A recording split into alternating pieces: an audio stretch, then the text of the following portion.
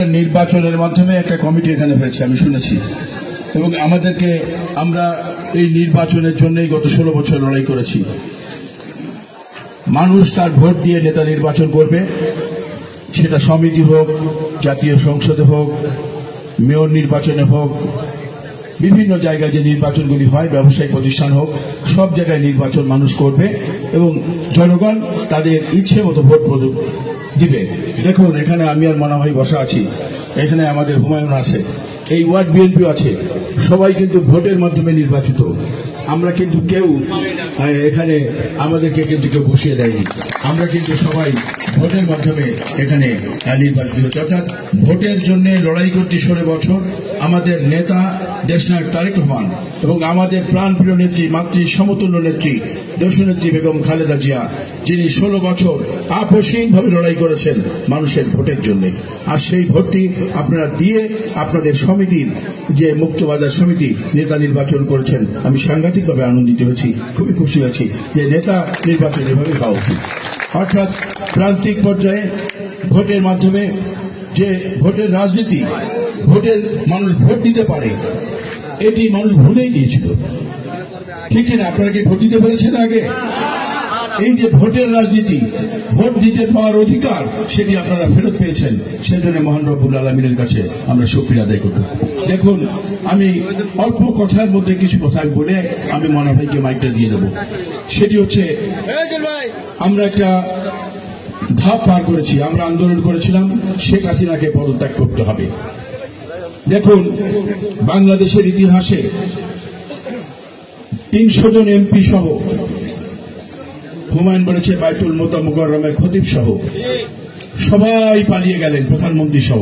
অর্থাৎ একটা অবস্থার পরিবর্তন হয়েছে, অর্থাৎ আমাদের একটা দাবি পূরণ হয়েছে।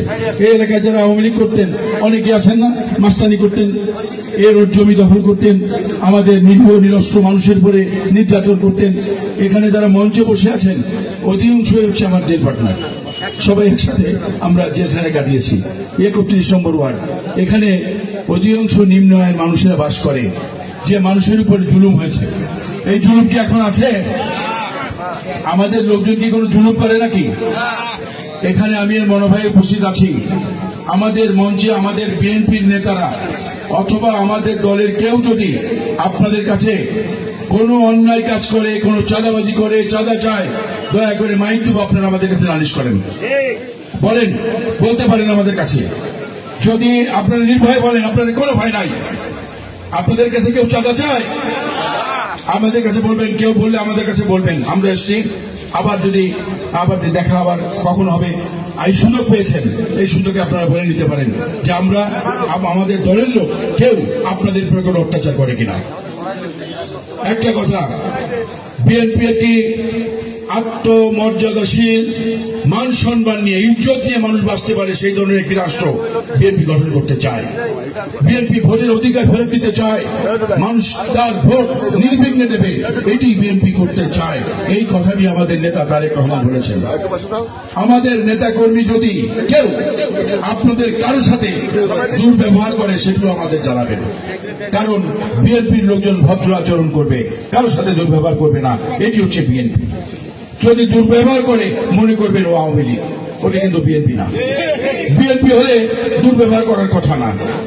যদি আমাদের কোন নেতাকর্মী দেখেন, আমি সবার কথা বলে গেলাম, যদি কোন নেতাকর্মী দেখেন যে কারোর সাথে দুর্ব্যবহার করেছে, তাহলে সাথে সাথে সেগুলি মনোভাব আছে, আমাদের মুরব্বী, তাকে জানাবেন, আমাকে জানাবেন, আমাদের অফিসে যে জানাবেন যে আপনাদের অমুক নেতা আমাদের সাথে দুর্ব্যবহার করেছে।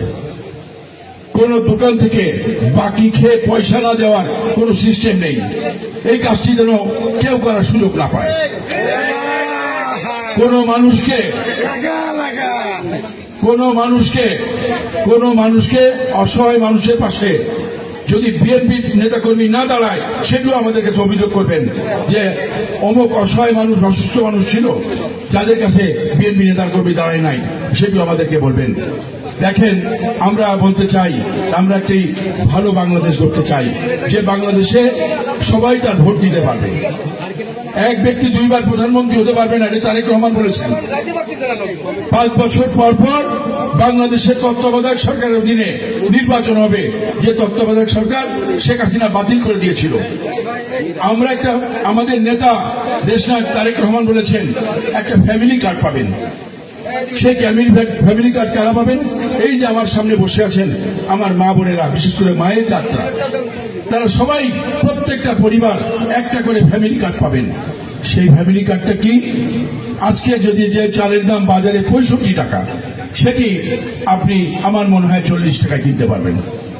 চাল, ডাল, তেল, লবণ, নিত্য প্রয়োজনীয় জিনিসপত্র, অর্থাৎ প্রায় অর্ধেকের কাছাকাছি আপনার দামে আপনার জিনিসপত্র কিনতে পারবেন। তাহলে আপনার যে টাকা বাঁচবে, এখন যে টাকা বেশি দিয়ে কিনছেন, সেই বেশি টাকা দেওয়া লাগবে না। যদি আগামী দিনে ধানের শীষ নির্বাচিত হয়ে রাষ্ট্রীয় ক্ষমতায় যায়, তারেক রহমান দেশের প্রধানমন্ত্রী হয়, তাহলে এই কাজটি হবে। আমরা বলেছি 31 দফার মধ্যে আছে।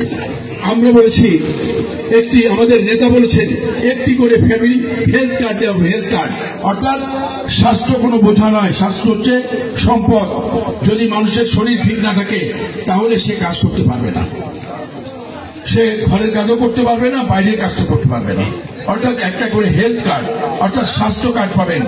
সেই কার্ডটি নিয়ে আপনি যখন সরকারি হাসপাতালে যাবেন, তখন সরকারি হাসপাতালে আপনাকে চিকিৎসা দেওয়া হবে, সমস্ত চিকিৎসা আপনাকে ফ্রি করে দেওয়া হবে, যেটি যদি বিএনপি ক্ষমতায় যায়।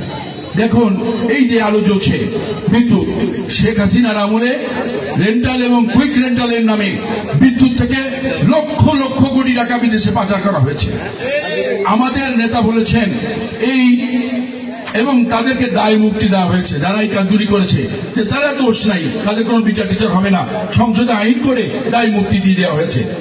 আমরা বলেছি এই দায় মুক্তি বাতিল করা হবে এবং এই টাকা ফেরত আনা হবে এবং জনগণ বেশি দামে যে বিদ্যুৎ কিনবে এইটা আর কেনা লাগবে না। আমরা বিদ্যুতের বিল অর্ধেক করে দেব যদি ক্ষমতায়। অর্থাৎ আপনারা যে কষ্ট পাচ্ছেন, তারেক রহমান অনুভব করেন আমার বাংলাদেশের মানুষ অনেক কষ্টে আছে। এই কষ্টে থাকা মানুষগুলোকে কিভাবে একটু শান্তি দেওয়া যায়, একটু স্বস্তি দেওয়া যায়। আমি প্রথমে বলেছি, আমাদের নেতা কর্মীরা যদি খারাপ ব্যবহার করে, চাঁদাবাজি করে, কারোর সাথে দুর্ব্যবহার করে, কোনো অসহায় মানুষের পাশে না দাঁড়ায়, কোনো অসুস্থ মানুষের পাশে না দাঁড়ায়, আমাদেরকে বলবেন, আমরা আপনাদের পাশে থাকবো। আমরা এই মনে ভাই এই শহরের একজন মানুষ, সবসময় তার বাসা অথবা পার্টি অফিসে গেলে তাকে পাবেন। আমরা সবসময় দলীয় কার্যালয় না হয় বাসায় সবসময় থাকি। খুলনায় আমরা থাকি, আমরা তো বাইরে থাকি না, খুলনায় থাকি। যদি বেঁচে থাকি তাহলে আপনাদের সাথে সবসময় ইনশাআল্লাহ আমাদের দেখা হবে, যে কোনো বিষয় আপনারা বলবেন। দেখুন, আমরা একটি ভালো রাষ্ট্র গঠন করতে চাই। পুলিশি ব্যবস্থা দেখুন, আমাদের শেখ হাসিনা 16-17 বছরে আমাদের এই মঞ্চে যারা দাঁড়িয়ে আছেন, বসে আছেন, এমন কোন নেতা নেই, ইভেন আমার মহিলা দলের বোনেরা পর্যন্ত তারাও মামলা খেয়েছিলেন। সবাই তাদেরকে ধরে ধরে নিয়ে বাড়ি থেকে জেলখানায় পাঠানো হয়েছে। প্রচন্ড গরম, জেলখানার খাবার খাওয়া যায় না, মশা এবং সারফুকারের কামড় এবং জেল কর্তৃপক্ষ, জেল পুলিশ, সুবেদার জমিদারদের দুর্ব্যবহার আমাদের নেতাকর্মীদের সহ্য করতে হয়েছে। তারপরও 16 বছর আমাদের নেতাকর্মীরা শেখ হাসিনা এবং তার দল আওয়ামী লীগের কাছে আত্মসমর্পণ করেনি। আমি বলতে চাই যে আমরা অনেক কষ্ট করে শেখ হাসিনাকে আমরা বিদায় করে দিয়েছি। শেখ হাসিনা আগামী 50 বছর বাংলাদেশে আর আসতে পারবে না, আর আওয়ামী লীগ কখনো ঘুরে বেড়াতে পারবে না। এই এলাকায় যদি দেখেন আওয়ামী লীগের কোন লুটেরা ঘুরে বেড়া করছে, দয়া করে আপনারা পুলিশ প্রশাসনকে বলবেন, একটু ধুলাই দিয়েই পুলিশ এলাকা তুলে দেবেন। কোন আওয়ামী লীগ লুটেরা, কোন চাঁদাবাজ, ভূমিদস্যু লুটেরা কারো জায়গা এই 31 নম্বর ওয়ার্ডে হবে না। শান্তিপ্রিয় 31 নম্বর ওয়ার্ডবাসী শান্তিতে থাকবেন, সবাই বুক চিতিয়ে ঘুরবেন, কোন যেখানেই দেখবেন অন্যায় সেখানেই প্রতিরোধ করে তুলবেন। যদি আমার দলের লোক হয় তাহলেও সেখানেও প্রতিরোধ করে তুলবেন। আমরা কোন অন্যায়কে, কোন জুলুমকে আমরা প্রশ্রয় দেব না। আমরা আপনাদের কাছে বলছি, আজকে যারা নির্বাচিত হয়েছেন আমি তাদেরকে অভিনন্দন জানাচ্ছি এবং তাদের আগামী দিনের সফলতা কামনা করে আমি একটু কথা বলে ফেলেছি, তার জন্য আপনাদের সকলের কাছে ক্ষমা প্রার্থনা করে আমার বক্তব্য শেষ করছি। খোদা হাফেজ। বাংলাদেশ জিন্দাবাদ, বাংলাদেশ জাতীয়তাবাদী দল জিন্দাবাদ, দেশের একটি বেগম খালেদা জিয়া জিন্দাবাদ, শহীদ জিয়া অমর হোক, জাতির আগামী দিনের নিশ্চিত রাষ্ট্রনায়ক ইনশাল্লাহ তারেক রহমান জিন্দাবাদ।